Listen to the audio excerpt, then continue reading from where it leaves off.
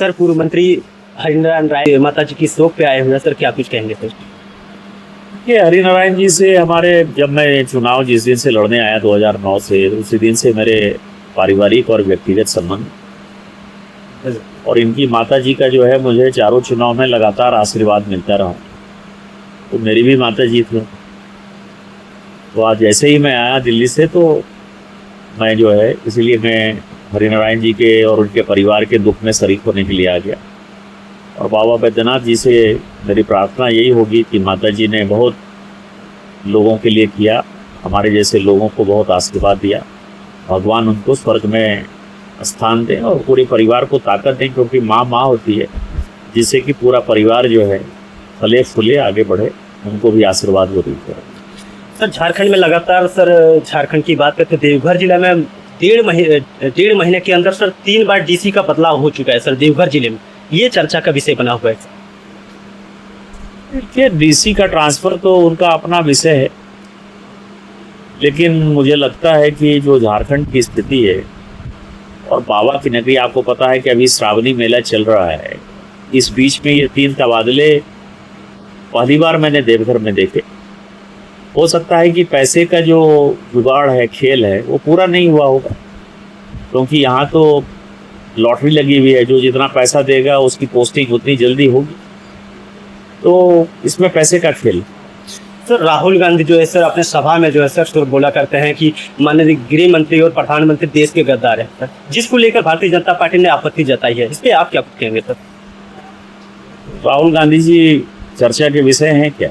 मैंने तो आज कहा है कि उनको मानसिक चिकित्सालय में जो है रांची जाना चाहिए, और वहीं उनका इलाज हो सकता है प्रॉपर, क्योंकि वो सब कुछ के बावजूद भी हमारा विरोध हो सकता है, लेकिन किसी माननीय प्रधानमंत्री जी को और गृह मंत्री जी को आप गद्दार नहीं कह सकते।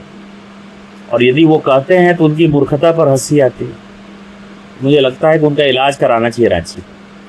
सर एक डिजिटल प्लेटफॉर्म है सर, इसमें कॉकरोच जनता पार्टी है, जिसको लेकर सर आपने एक टिप्पणी भी की है, आपने बोला भी है इसको लेकर, तो क्या सर ये लगता है कि सर एक प्रोपेगेंडा फैलाई जा रही है विपक्ष के द्वारा? जो मैंने खुद ट्वीट किया था, वो जो लड़का है, वो लड़का आम आदमी पार्टी का कार्यकर्ता था, और वो किसके खर्चे पर बोस्टन गया, किसने पैसा दिया, किसने पढ़ाई की, ये तो सब जांच का विषय है। क्योंकि हम और आप जब भी विदेश जाते हो, ये लोग मेरे ऊपर भी क्वेश्चन होते हैं, हम यदि विदेश जाते हैं तो हम बताते हैं कि हमको कौन टिकट दे रहा है, कहाँ रुक रहे हैं, कितना पैसा खर्चा करेंगे, हमारे बच्चे यदि जाएंगे पढ़ने के लिए तो वो सब इनकम टैक्स में भरना पड़ता है। यदि इनकम टैक्स में नहीं भरेंगे तो इनकम टैक्स का नोटिस आ जाता है और फिर PMLA हो जाता है और जेल चला जाता है।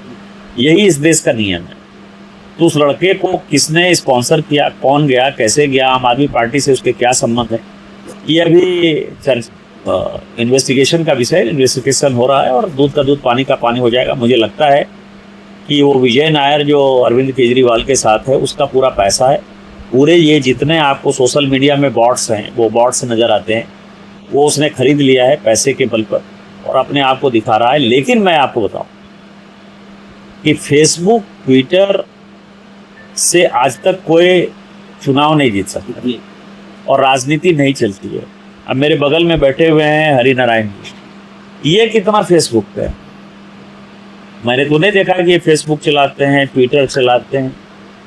जनता इनको लाइक करती है ना, जनता इनके कहने पर वोट करती है ना। मेरे यहाँ एक ये संजय यादव बैठे हुए हैं, मेरे यहाँ मधुपुर के एक बड़े पत्रकार हैं, कन्हैया श्रीवास्तव जी, सबसे ज़्यादा फेसबुक और ट्विटर पर जो है उन्हीं के फॉलोवर थे।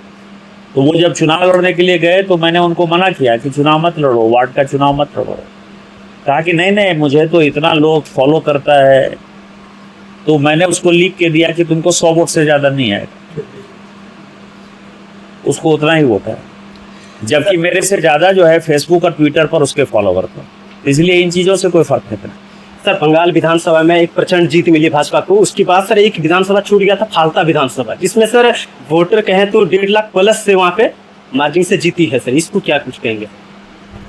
अभिषेक बनर्जी का जो डायमंड हार्बर मॉडल था वो ध्वस्त हो गया।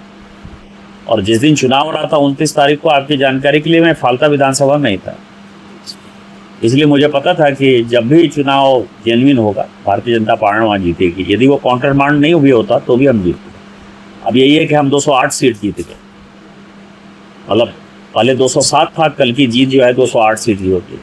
अब महत्वपूर्ण यह है कि झारखंड बाकी है, हमारी गंगोत्री से गंगा सागर तक हम जीत चुके हैं, केवल बीच में झारखंड एक पैच बचा हुआ है। मुझे लगता है कि कुछ दिन में झारखंड में भी भारतीय जनता पार्टी की सरकार बन जाएगी।